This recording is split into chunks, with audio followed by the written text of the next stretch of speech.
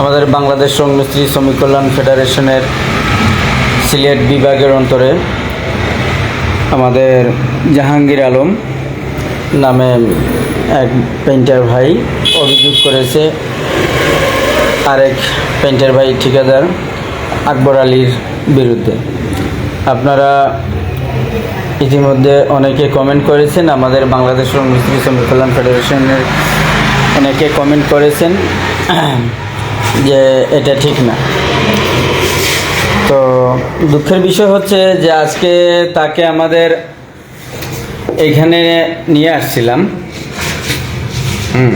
হচ্ছে আমরা তাকে আমার কাউসার বাগিনা ফোন দিয়েছিল, তো সে আসে নাই। কেন আসে নাই সেটা আর বলবেন। তো যাই হোক, আমাদের শামসুল হক মল্লিক চুনু ভাই কুমিল্লা থেকে ফোন দিয়ে আমাকে এই ব্যাপারে একটু অতিবাহিত করেছেন। তো এটা নিয়ে আমি একটু ফোন দিয়েছিলাম আকবর ভাইকে, ফয়সল ভাইকে, এবং এই কাজের সাথে যারা জড়িত ছিল আমি তাদের সবাইকে এনেছি। এবং যিনি অভিযোগ করেছেন জাহাঙ্গীর আলম, তো ওনার বাড়ি হচ্ছে দক্ষিণ সুরমা। তো আমি ওনাকে ফোন দিলাম যে ভাই, আপনি একটা পোস্ট করেছেন, তো এই পোস্টটা তো ঠিক হয়নি। আচ্ছা ঠিক আছে, আমাকে তো আপনি কোনো অভিযোগ করেননি বা কোনো কিছু জানাননি।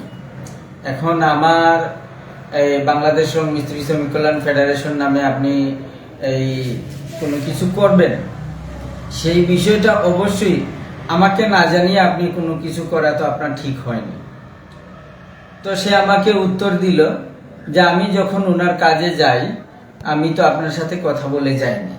আচ্ছা, আপনার সাথে কথা বলে যায়নি, যেহেতু একটা সংগঠনের মাধ্যমে আপনি নামটা ব্যবহার করতেছেন, আপনি যদি এটা পার্সোনালি বলতেন যে আমি এক ঠিকাদারের সাথে কাজে গেছিলাম আর এইরকম সমস্যা করছে, সে টাকা দিচ্ছে না, আমি কি আমার টাকা পাবো না, এরকম যদি হতো তাহলে আমাদের কোনো ছিল না, কোনো সমস্যা ছিল না।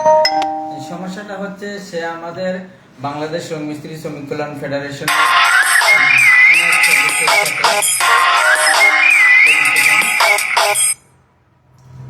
কে দিচ্ছে। আচ্ছা, তো যাই হোক, এখন উনি আমাকে বললেন যে আমি তো আপনাকে কিভাবে বলবো, আমি লজ্জায় বলি নাই। আচ্ছা, লজ্জাটা কিসের আমি তো সেটাই বুঝতে পারতেছি না। এখন কথা হচ্ছে, উনি যার নামে অভিযুক্ত করেছেন তিনি আমাদের পাশে আছেন, আপনারা হয়তো দেখতে পাচ্ছেন, এই যে আমাদের আকবর ভাই।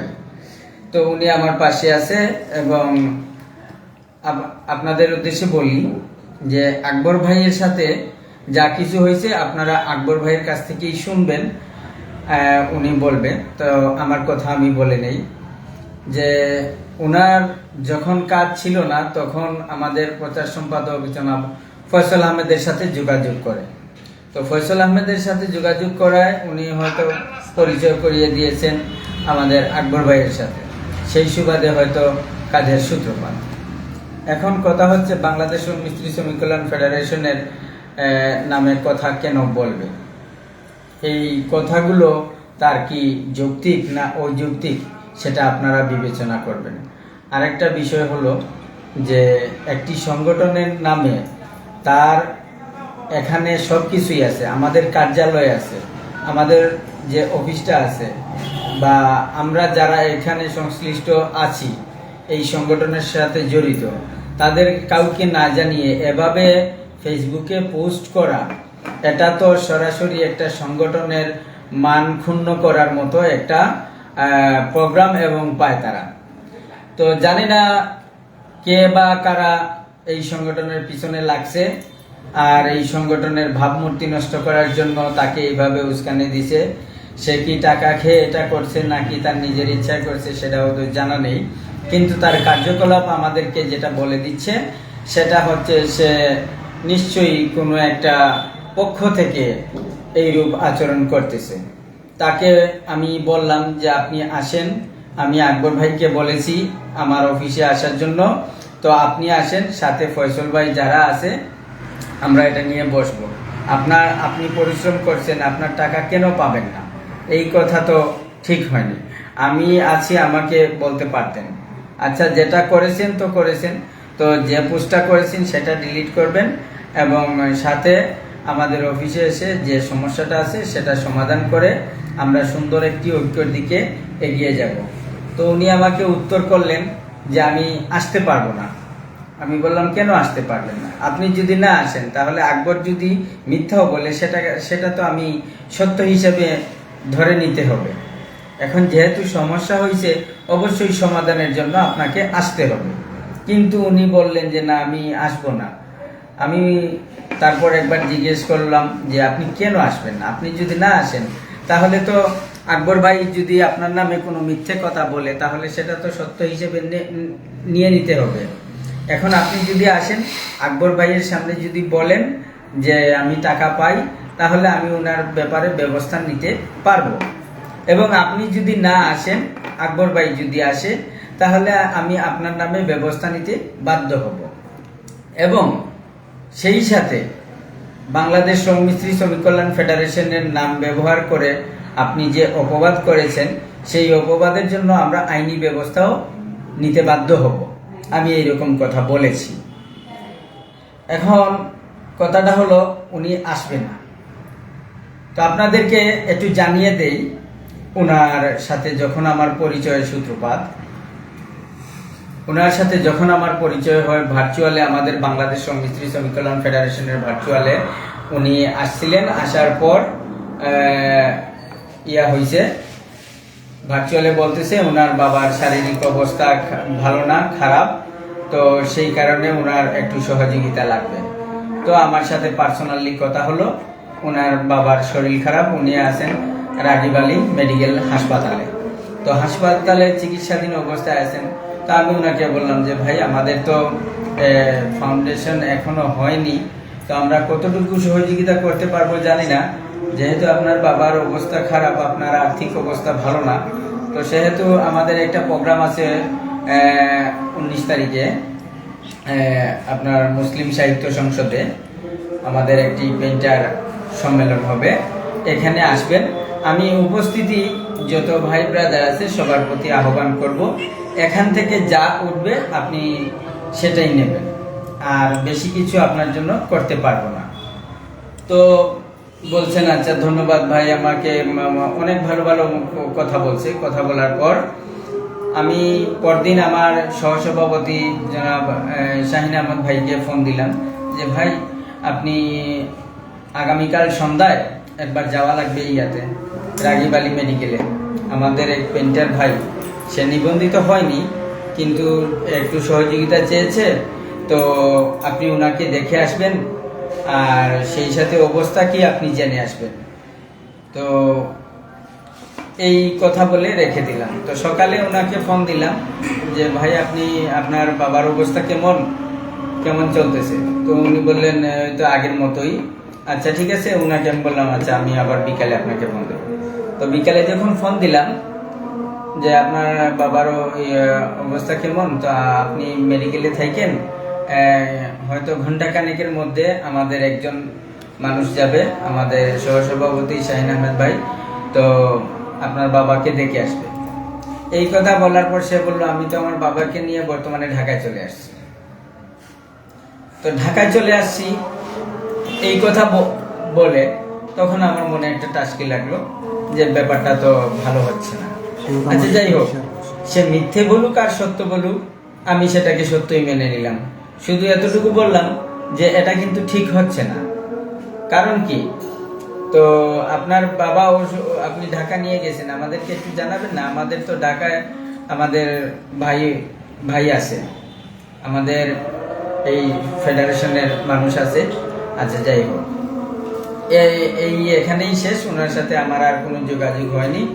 দীর্ঘদিন পর উনি আমাদের সাথে ফয়সল ভাইয়ের মাধ্যমে আবারও অ্যাড হয়েছেন এবং অ্যাড হওয়ার পর এখানে ফর্ম নিবন্ধন করছেন। ফর্ম নিবন্ধন করার পর ওনাকে ভার্চুয়াল গ্রুপে উনি ছিলেন। তো উনি কি করছেন আমি দেখি, একই সাথে উনি 2টা বাংলাদেশ শ্রম মিস্ত্রি শ্রমিক কল্যাণ ফেডারেশন গ্রুপ খুলে বসেছে। আমি দিক বিদিক না মানে বুঝতেছি না যে আমার গ্রুপ কোনটা, আমি নিজেই বুঝতেছি না।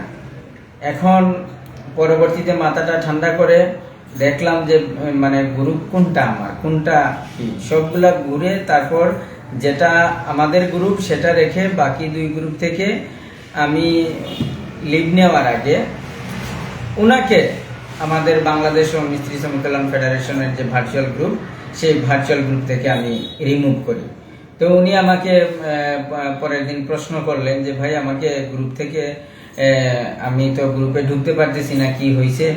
তো বললাম যে আমি আপনাকে রিমুভ করেছি, আপনি যে কর্মকাণ্ড করেছেন ভাই আপনাকে গ্রুপে রাখা যাবে না, সে কারণে আপনাকে গ্রুপ থেকে রিমুভ করেছি। এবং আমাদের সিলেটের গ্রুপে উনি কথা বলেন, এটা বলবো কি, বলার মতো নাই। ওনার কার্যক্রম এবং ওনার কথাবার্তা এবং ওনার সব কিছু মিলিয়ে মানে মনে হচ্ছে একটা মানে কোনো একটা প্রাতিষ্ঠানিক থেকে হোক বা যে কোনো পক্ষ থেকে হোক আমাদের মধ্যে গোলমাল লাগানোর জন্য একটা প্রচেষ্টা চালিয়ে যাচ্ছেন। এবং সেই কারণে হয়তো আমাদের বাংলাদেশ মিস্ত্রি শ্রমিক কল্যাণ ফেডারেশনের যে ভার্চুয়াল গ্রুপ সেটি হয়তো নষ্ট হওয়ার পেছনে ওনারই হাত থাকতে পারে, তা আমি সঠিক না এটা ধারণা করে নিচ্ছি। কিন্তু কথা হচ্ছে এই প্রসঙ্গটা এখন আকবর ভাই আছেন, ওনার সাথে কিভাবে কি হয়েছে আপনারা শুনবেন। তো আকবর ভাই আপনার পরিচয় দিয়ে আপনি কথা বলেন। আসসালামু আলাইকুম। আসসালামু আলাইকুম। ও তুমি কিভাবে তারে কাজে আনছো?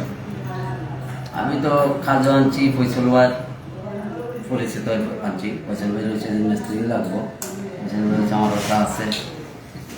যদি কাজ করার বাদে 2 দিন কাজ করার বাদে হইল ভাই আমি কাজ করতাম না, আমি আর তার জিজ্ঞাসা খাইনা করতাম না ভাই, এমন ভালো লাগেন না। উপায় শেষ 3 দিন পরে আমার ফোন দিয়েছে ভাই কাজ আসেনি, কাজ তো আছে ভাই, করতে পারবেন আপনারা কি বলি সারা ভার্সিটি করতাম পারবো। 3-4 দিন করতাম, 3-4 দিন করে 3 দিন টাকা আমি ক্লিয়ার, সর্বমোট 5 দিন করছি। 5 দিনের টাকা কিন্তু একেবারে ক্লিয়ার করে দিয়েছেন? 5 দিনের টাকা আমি ক্লিয়ার করে দিছি, 4 দিনের টাকা ক্লিয়ার করছি। লাস্টে একদিনে 2 ঘন্টা কাম করছি। কাম করার বাদে আমি কইলাম ভাই কত দিতাম আপনার কইল কখন আমি দিলাম না ভাই কালকে তো কাজ যাই মৌসুমে আপনি আমার বললাম না পরে আপনার মন কষা শুনি আপনি এখন যা করবেন আমি তা দিয়ে দিব। মানে ওইটা কি ওই যে 2 ঘন্টা কাজের জন্য? 2 ঘন্টা কাজের জন্য। আচ্ছা, বলে আপনি যা মন চা আপনি তা দিয়ে দিন। তাই আমার ওই শাহিন ভাই হইলো ভাই 300 টাকা দিলাম, দেখি মন খারাপ হয়ে গেছে, মুখটা খারাপ হয়ে গেছিলাম না 300 আমি আপনার 400 দিন। দেখি ওই তো না বাদের আনতে আপনার আমি 500 টাকা দিলাম, আপনি খুশি না? এবারে দেখি না মাতেন না, কারণ 500 দিলে আপনার পড়বো 600 টাকা, নাস্তার 100 টাকা দিছি, একটু নাস্তার টাকা ধরছি না, আমার ফোক করতে মানে ওই 2 ঘন্টা কাজের জন্য 2 ঘন্টা কাজের জন্য তার আমি 500 টাকা দিই। পরে আর গেছে কইছে ভাই আমার টাকা লাগবে না। এই ফোনতে আমার আর ফোনও দিছে না, জিগাইছেও না। আমি গত বছর দিন জিগাইছি শাহিন ভাই, বললাম চাঙ্গিরে খাম হয়ে গেছে ভাই, টাকাও নিল না, ফোনও দিল না, যোগাযোগও করলাম, তো তার টাকাটা দিতে না বেমার। তো কথায় আমার এখানে শেষ। আজকে আমার জাঙ্গিরে আছে ফোন দিছে, আমার বন্ধুর আছে ফোন, আমার বন্ধু আমার ফোন। আচ্ছা, আজকের ব্যাপারটা ছেড়ে দিয়ে আমি জাঙ্গির ভাইকে ফোন দিয়ে বলতেছি যে এরকম ব্যাপার আকবর ভাইয়ের ব্যাপারে। আমিও তো ব্যাপারটা জানতাম না, পোস্টিং হয়েছে, সে যে পোস্ট করতেছে, এমনকি আমাদের কুমিল্লা জেলার যে শামসুল হক মল্লিক চুন্নু ভাই, ওনার কাছে সে অডিও রেকর্ড পাঠাইছে। এইখানে বাংলাদেশ মিস্ত্রি শ্রমিক কল্যাণ ফেডারেশনের নামে কথা বলতেছে যে টাকা মাইরা খায়, চেয়ারম্যানের লোকেরা যদি টাকা মাইরা খায়, মানে এরকম জাতীয় কথা বলছে। এখন কথা হচ্ছে এখানে চেয়ারম্যানের আছে, আমি কই আমি তারা আবার কইছি তুমি টাকা নিয়ে না, তুমি কই যায় না, বাদে আমার সংগঠনের বদনাম করতে পারো না। না ভাই বদনাম করতাম না, আপনি যা দিবেন তাও নিব। আচ্ছা বুঝছি, এটা কোনো সমস্যা না। সমস্যাটা হচ্ছে যে আপনার জানা মতে সে আপনার কাছে কত টাকা পাবে এই 2 ঘন্টা কাজ? 2 ঘন্টা কাজের টাকা, আর যতদিন কাজ করছে সব টাকা ক্লিয়ার। আচ্ছা, সম্মানিত ভাইগণ, আপনাদের উদ্দেশ্যে বলি যে ব্যাপারটা হচ্ছে আমাদের আকবর ভাই মানে পার ডে যে কাজ করছে সেই কাজের মজুরি পেমেন্ট করে দিছে, এবং সেই সাথে আমাদের যে এটা হয়েছে, তো এইটা মনে করেন মোটামুটি হয়েছে ক্লিয়ার করে 2 ঘন্টা কাজের জন্য যিনি আনছিলেন, তো সেই কাজের টাকার জন্যই এইরকম কথা হয়েছে। এখন আপনারা এই কমেন্ট সেকশনে আপনারা বলে যাবেন যে বিষয়টা কেমন এবং দোষী কে। আমি যে কথাগুলো বললাম সেগুলো কি আমার কথাগুলো রাইট আছে নাকি আনরাইট আছে, এগুলো আপনারা অবশ্যই জানাবেন। আর আমাদের এই যে 2 জনের মাধ্যমে আপনারা যে কথাগুলো শুনলেন, এখন আমরা যে সিদ্ধান্ত নিছি, আমাদের সিদ্ধান্ত উনি আমাদের আকবর ভাই উনি বলতেছেন যে ভাই তাকে আমি 500 টাকা দেওয়ার কথা বলছি, টাকা আপনার কাছে দিয়ে যাব, সে যেন আপনার এইখান থেকে টাকাটা নিয়ে যায়। যেহেতু আপনার মাধ্যমে এখন এখানে আসতে হয়েছে, সেহেতু এখানে আমি এটা শেষ করতে চাইছিলাম, কিন্তু সে আসলো না। এ ব্যাপারে না আসায় সে আমার প্রতিও আরো একটু যে আপনি আনতে পারলেন না, আপনার কি কোনো কথার সে মূল্যায়ন করলো না। তো যাই হোক, আপনারা এটা বুঝে নেবেন সে আমার কথা কোনো মূল্যায়ন করছে কিনা, বা আমি তার সাথে যতটুকু কথা বলেছি সবগুলো রাইট আছে কিনা। ধন্যবাদ। বাংলাদেশ শ্রম মিস্ত্রি শ্রমিক কল্যাণ ফেডারেশন জিন্দাবাদ। আল্লাহ হাফিজ।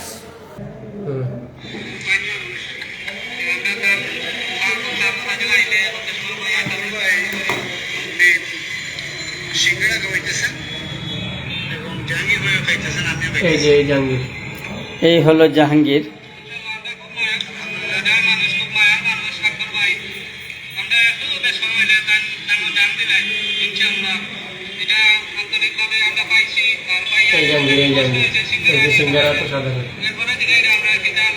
এই যে সিঙ্গারা হাতে জাহাঙ্গীর কথা বলছে।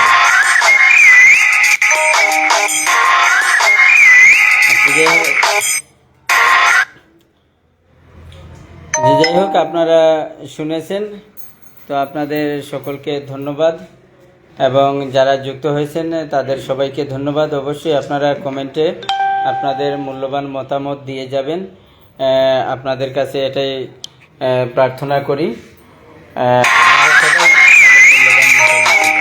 ধন্যবাদ। ওকে, আল্লাহ হাফিজ।